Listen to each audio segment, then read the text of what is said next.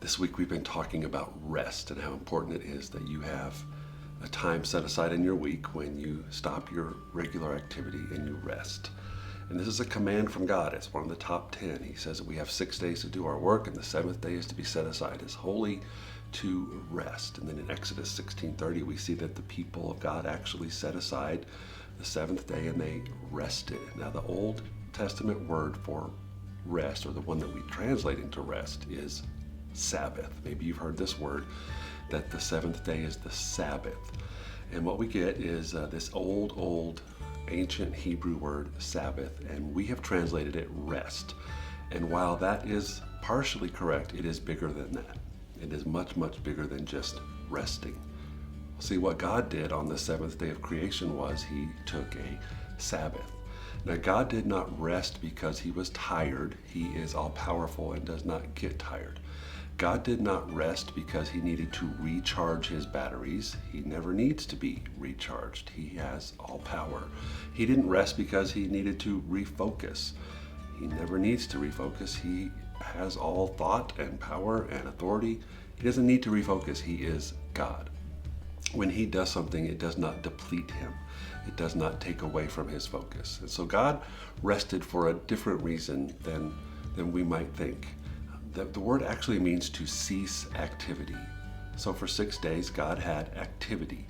He was creating. He was speaking into creation everything we know about the world.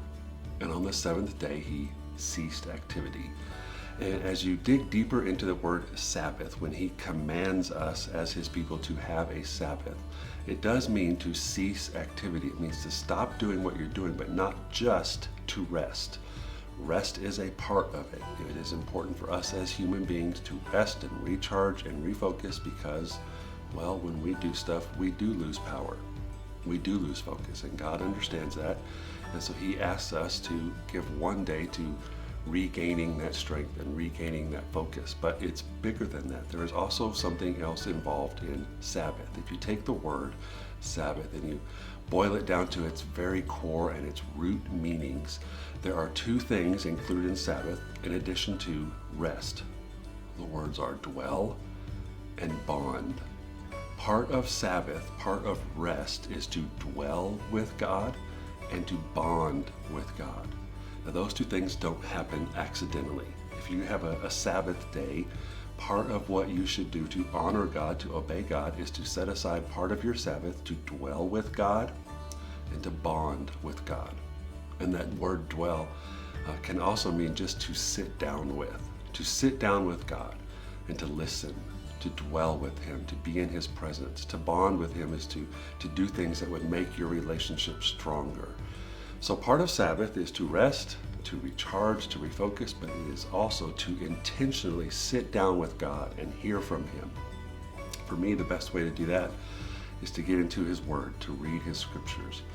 Not just to dwell with God, but to bond with him, to talk with him and let him speak to you and to let your relationship grow stronger. Now, these things are only done if you do them intentionally. When you set aside a day to cease from your activity, to stop doing what you normally do, and accomplish something different.